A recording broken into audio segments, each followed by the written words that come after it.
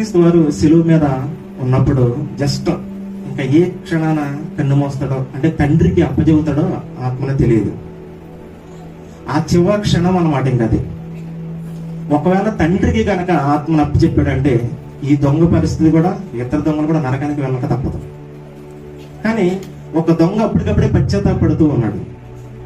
ఆ చివరి క్షణంలో, దేవా నీ రాజ్యంలో వచ్చినప్పుడు నన్ను జ్ఞాపకం చేసుకో, కూడా పరదేశంలో ఉందువు.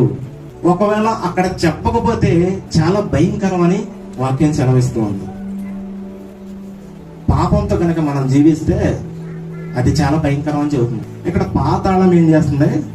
ఎవరైతే భూమి మీద పాపం చేస్తున్నారో, ఎవరైతే దేవునికి విరుద్ధంగా బ్రతుకుతూ ఉన్నారో, ఎవరైతే అతిక్రమాలు చేసి దేవుడు పెట్టిన చట్టాన్ని మీరి అతిక్రమాలు చేస్తూ ఉన్నారో వాళ్ళని పట్టేసుకుంటాం ఇమ్మీడియట్లుగా.